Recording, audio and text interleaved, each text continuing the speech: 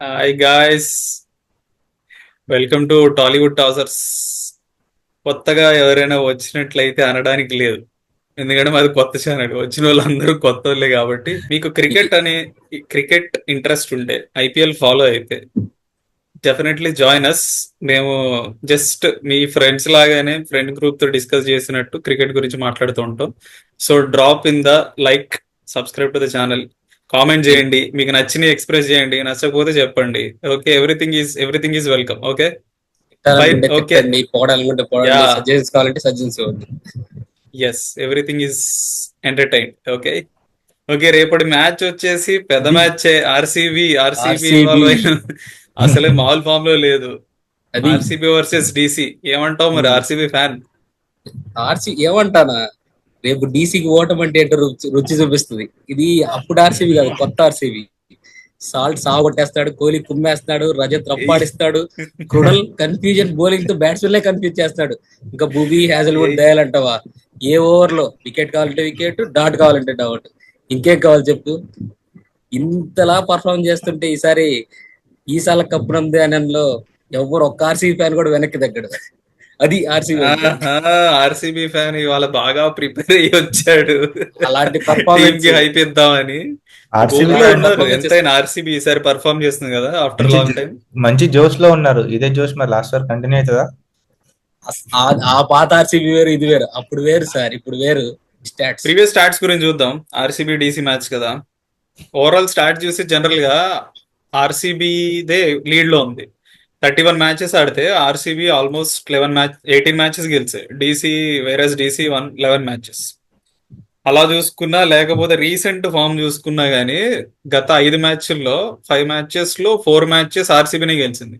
That Chennai స్వామిలోనే 3 మ్యాచ్లు గెలిచింది defending. అది కూడా సో ఆర్సీబీ యాక్చువల్ గా క్లియర్ అడ్వాంటేజ్ ప్రీవియస్ స్టాట్స్ తో వెళ్తే. అవి కూడా మా డిఫెండింగ్ వాళ్ళకి చేస్తూ మా వాళ్ళకి డిఫెండింగ్ చేస్తూ. డిఫెండింగ్ లో ఏదైనా గెలిచడం అంటే అది కూడా ఆర్సీబీ గ్రౌండ్ లో పెద్ద విషయమే. అలాంటిది డీసీతోనే గెలిచింది. ఇంక రేపు ఆ, ఇంకా సర్దేయడమే ఇంకా వాళ్ళని. కానీ ఒకటి గమనించాలి, ఇంతకు ముందు డీసీ వేరు, ఇప్పుడు డీసీ వేరు. డీసీ యాక్చువల్లీ కంపారిటివ్లీ స్ట్రాంగ్ ఉంది. సో కానీ ఆర్సీబీ ప్రీవియస్ ఎప్పుడన్నా స్టాట్స్ ఆర్సీబీ. ని చూసి కళ్ళుని మోసం చేసుకోకు. యూ కానీ నెవర్ నో. ఆర్సీబీ ఎప్పుడన్నా RCB. Okay okay okay fine. Nikhil, ఏంటి మరి ప్రెసెంట్ ఇప్పుడు ఎవరు ఫామ్ లో ఉన్నారు ఏంది ఒకసారి? డీసీ మాత్రం మంచి హాట్ ఫామ్ వరుస 3 మ్యాచ్లు గెలిచారు. ఫస్ట్ మ్యాచ్ కొంచెం స్లైట్ ఎడ్జ్ తో లాస్ట్ లో వాడి పేరేంటి, ఫినిషర్ సంతోష్ శర్మ. అశుతోష్ శర్మ దాటించి వాళ్ళకి మంచి స్టార్ట్ ఇచ్చాడు. తర్వాత 2 మ్యాచ్లు మాత్రం అసలు వెనక్కి చూడలేదు, చాలా కంఫర్టబుల్ గా గెలిచేసిండ్రు. మా అదే మీద అది మాత్రం యాక్చువల్ గా పెద్ద ఫైట్ ఇవ్వలేదు. పెద్ద మ్యాచ్లే ఈజీ విన్. పెద్ద మ్యాచ్లే కాదులే కానీ రెండు. ఎస్ఆర్హెచ్ మీద కూడా పెద్ద ఈజీగా గెలిచేసిండ్రు. ఎస్ఆర్హెచ్ కూడా పెద్ద fight. అది డామినేటింగ్ విక్టరీ. కాదు సరైన వేటగాడు దొరికినంత వరకు ప్రతి పులి పంజా విసురుతుంది. ఓ, డైలాగులు తెగొస్తున్నాయి వాళ్ళ ఆర్సీబీ ఫ్యాన్ నుంచి. ఆర్సీ మ్యాచ్ అంటే ఆ మాత్రం ఉంటది పైరు. ఆ పర్ఫార్మెన్స్ అలాంటిది. అదే పంజా డీసీ మీకు విసురుతుందేమో మీ హోమ్ గ్రౌండ్ లో. అంతలా మా దగ్గర ఎత్తుకు పై ఎత్తులు ఉన్నాయి. మా దగ్గర డీకే మాస్టర్ మైండ్ ఉన్నాడు. లేదు, ఎందుకంటే మీకు అదే గ్రౌండ్ హోమ్ గ్రౌండ్ లాగా, హోమ్ గ్రౌండ్ అవే గ్రౌండ్ లాగా అయిపోయింది. అవేలో గెలుస్తారు, హోమ్ లో. ఇప్పటి వరకు రెండు హిస్టరీలు చేంజ్ చేసాం. చపాక్ లో 15-16 ఇయర్స్ ది, వాన్కడలో 15 ఇయర్స్ ది, రెండు చేంజ్ చేసాం. ఈ ఇయర్ మొత్తం హోమ్ గ్రౌండ్ మొత్తం చేంజ్ చేస్తుంది చూడు. ఓకే ఓకే, చూద్దాం. ఒకటి కంటిన్యూ. అంటే డీసీకి లాస్ట్ మ్యాచ్ ఫ్యాఫ్ డూప్లెసిస్ ఆడలేదు. సో ఫ్యాఫ్ ఏమైనా వస్తారా టీమ్ లోకి, అది వన్ ఇంట్రెస్టింగ్ థింగ్. ఫ్యాఫ్ కానీ టీమ్ లోకి వస్తే వాళ్ళ బ్యాటింగ్ ఆర్డర్ ఇంకా స్ట్రాంగ్ అయిపోద్ది. లాస్ట్ ఇయర్ 7 మ్యాచెస్ ఆ గ్రౌండ్ బౌలింగ్ కూడా లో స్ట్రాంగ్ ఉంది కదా. బౌలింగ్ లాస్ట్ ఇయర్ ప్యాప్ చూసారా మీరు? చాలా లాస్ట్ ఇయర్ స్ట్రాంగ్ ప్యాప్ ఉంది.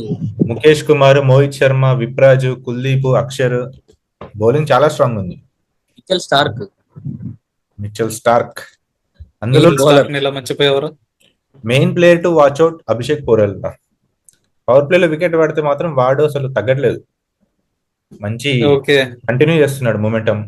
అదే ఆర్సీబీ విషయానికి వస్తే ఎప్పుడు ఒకరో ఇద్దరు స్టార్ ప్లేయర్స్ మీద డిపెండ్ అయ్యే వాళ్ళు ఇప్పుడు ఈసారి ఇద్దరు స్టార్ ప్లేయర్స్ అయిపోయారు. బ్యాటర్స్ 11 మంది కాదు, వచ్చే ఇంపాక్ట్ ప్లేయర్ అది మెయిన్ అడ్వాంటేజ్ ఈ సీజన్ ఆర్సీబీకి. ఎందుకంటే ఒకరు పర్ఫార్మ్ చేయకపోయినా ఇంకొకరు పర్ఫార్మ్ చేస్తున్నారు. అలా అని చెప్పి ఒకరి మీద డిపెండ్ అవ్వట్లేదు, అందరూ ఈక్వల్ గా కాంట్రిబ్యూట్ చేస్తున్నారు బౌలింగ్ లో కానీ ఇంకోటి బ్యాట్స్మెన్ పర్ఫామ్ చేయడం, బౌలర్స్ పర్ఫామ్ చేయడం కాదు, అందరూ పర్ఫామ్ చేస్తున్నారు. బ్యాటింగ్ బౌలింగ్ రెండు కలిసి పర్ఫామ్ చేస్తున్నారు ఈసారి. మాకు 3D రేర్ ప్లేయర్ అకేషన్స్. కాదు, మాకు 3D ప్లేయర్ ఉన్నాడు.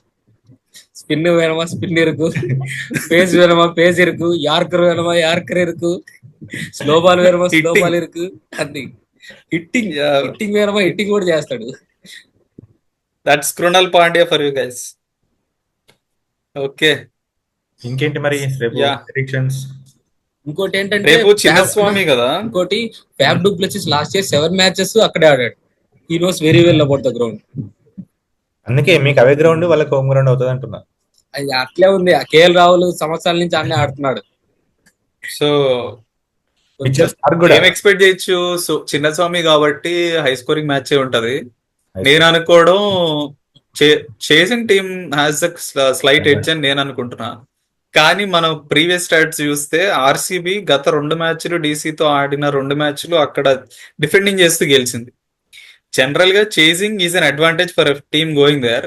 కానీ డీసీకి ప్రీవియస్ స్టాట్స్ నుంచి చూస్తే అదొక ఆలోచనలో పడాల్సిన విషయం. ఎందుకంటే డిఫెండింగ్ చేస్తున్నప్పుడు ఆర్సీబీ గెలిచి. బేసిక్ గా మా వాళ్ళు so let's see.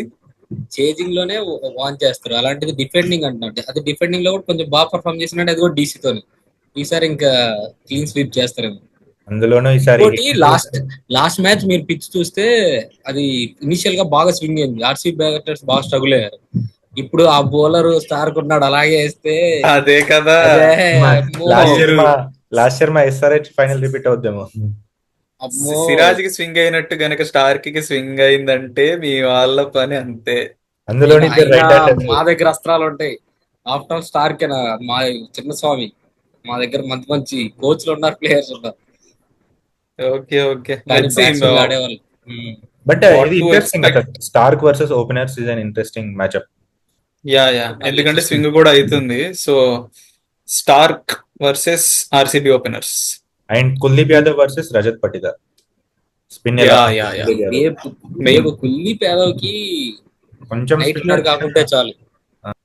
Players to watch out for from RCB నుంచి చెన్నైలో బెంగళూరులో కాబట్టి మోస్ట్లీ కోహ్లీ పర్ఫామ్ చేస్తాడు లేదా పటిదార్ పర్ఫామ్ చేస్తాడు. వీళ్ళిద్దరు key players.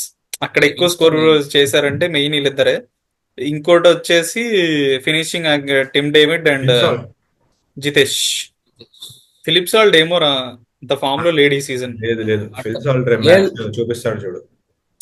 Main Philip salt ఏంటంటే వచ్చి ఇంటెంట్ చూపించాలి, కొడితే కొట్టడం, వెళ్ళిపోవడం. కానీ 2 మ్యాచ్లు బాగా ఆడాడు. ఫస్ట్ 2 మ్యాచెస్ ఆడిన 4 matches and last RCB match లో కూడా 105 మీటర్స్ 6 కొట్టాడు సిరాజ్ కి. నెక్స్ట్ బాల్ అవుట్ బౌల్ట్ బాగా పడింది అయింది మాకు 105 6 కొట్టాడు. అది కావాలి కాదు, లాస్ట్ మ్యాచ్ బాగా పడింది బౌల్ట్ బాల్ అంది బౌల్డ్ అయ్యాడు, కానీ లేకపోతే ఫామ్ కంటిన్యూ చేసేవాడు ఫిల్ సాల్ట్.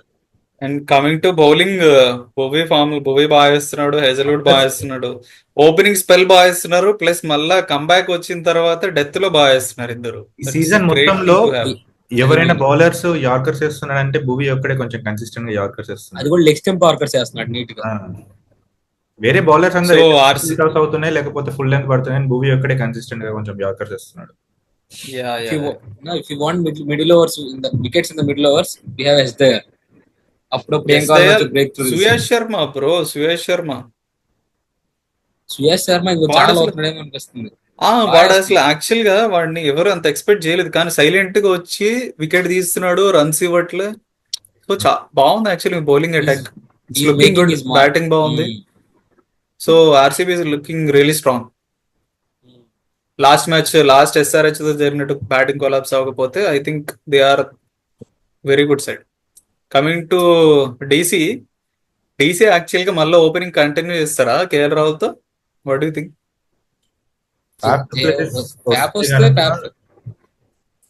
కంటిన్యూ చేస్తారు. కానీ లాస్ట్ మ్యాచ్ 70 కొట్టిన తర్వాత కేఎల్ ని మళ్ళీ డ్రాప్ చేస్తారంట ఆర్డర్లు. I don't think so. అది వాళ్ళకి అడ్వాంటేజ్ యాక్చువల్లీ. కేఎల్ తో అదే advantage, main advantage. Like opening ఆడతాడు, మిడిల్ ఆర్డర్ లో కూడా ఆడతాడు. కానీ KL Rahul he prefers playing at the top అని చెప్పి మెన్షన్ కూడా చేశాడు. వాడు prefers playing at the top, కానీ వాడు కేఎల్ రాహుల్ కానీ ఈ ఈ ఐపీఎల్ లో మిడిల్ ఆర్డర్ పర్ఫామ్ చేస్తే ఇండియా టీమ్ లో కంబ్యాక్ వచ్చే ఛాన్స్ ఉంది T20s లో. ఎందుకంటే ఆల్రెడీ ఇండియా టీమ్స్ లో ఆల్మోస్ట్ ఓపెనింగ్ స్లాట్స్ Tops. అందరూ కంజెషన్ ఉంది బాగా.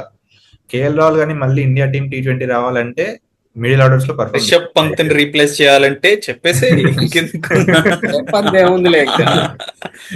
పట్టడానికి ఛాన్సెస్ ఉన్నాయి.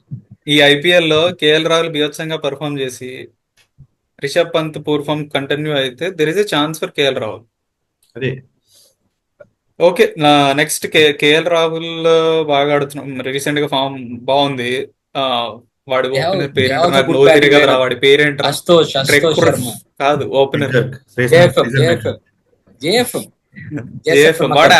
వాడు స్టార్ట్స్ వచ్చినాయి కానీ హీ డిడెంట్ పర్ఫామ్. మంచి ఇన్నింగ్స్ ఆడలేదు. రేపు బ్యాటింగ్ వికెట్ అయితే maybe he might come in to the form. వాడు బాగున్నాడు, పోరెల్ బాగా ఆడుతున్నాడు. Axar Patel got very good starts in the previous matches. దాని తర్వాత ఫినిషింగ్ స్టబ్స్ ఉన్నాడు మెయిన్ ప్లేయర్. స్టబ్స్ ఇంకా మంచి ఇన్నింగ్స్ అశుతోష్ ఆడుతున్నాడు. సేమ్ అలాగే ఉంది. రెండు బాగుంది వాళ్ళది కూడా. రెండు టీమ్స్ బ్యాటింగ్ స్ట్రాంగ్ ఉంది, బౌలింగ్ స్ట్రాంగ్ ఉంది. బౌలింగ్ చూసుకుంటే స్టార్క్, ఇంకా Kuldeep, Mukesh not that much effect. Rohit Sharma కూడా అంత ఎఫెక్ట్ అని. అక్షర్ పటేల్ నన్ను చూస్తే batting actually they have head on బాగున్నాయి. బౌలింగ్ చూస్తే ఆర్సీబీ కొద్దిగా స్లైట్ ఎడ్జ్ అనిపిస్తుంది కంపేర్ టు డీసీ బౌలింగ్. కొద్దిగా ఇన్ఎక్స్పీరియన్స్డ్, ఎందుకంటే ముఖేష్ మోహిత్ తో కంపేర్ చేస్తే. డీసీ స్పిన్నర్స్ బాగున్నారు, ఆర్సీబీ ఫాస్ట్ బౌలింగ్ బాగుంది. యా, స్టార్టింగ్ లో పవర్ ప్లే వికెట్స్ పడకుండా సార్కి వికెట్ ఇవ్వకుండా ఆడితే it will be RCB's game. RCB రండిరా చూసుకుంటాం అంతే. ఇంకా యాక్చువల్లీ ఏం లేదు. ముగ్గురం కూడా ఈ 3 ఆర్ గోయింగ్ విత్ ఆర్సీబీ. మీరేమంటారు? ఒకవేళ మీరేమనుకుంటున్నారో చెప్పండి. మేము చెప్పిన తప్పు అయితే కామెంట్ సెక్షన్ లో చేసుకోండి. నా ప్రెడిక్షన్స్ అవుట్ ఆఫ్ 10 లో 7 correct. This guy 6 correct, that guy 6 correct. మేము basically it's all about discussion about cricket. మీకు డిస్కస్ చేయాలంటే రండి, డిస్కస్ చేసుకుందాం కామెంట్ సెక్షన్ లోకి. Everything is welcome. Like, subscribe and share our content with your friends and family. వచ్చిన వాళ్ళందరూ content నచ్చితే like చేయండి. ఎందుకంటే it's more like a discussion with your friends కదా. సో కంటెంట్ లైక్ తప్పకుండా లైక్ చేయండి, మీ ఫ్రెండ్స్ తోటి షేర్ చేయండి. Okay, we keep coming with regular content. See you tomorrow. Bye, friends. Bye. See you tomorrow.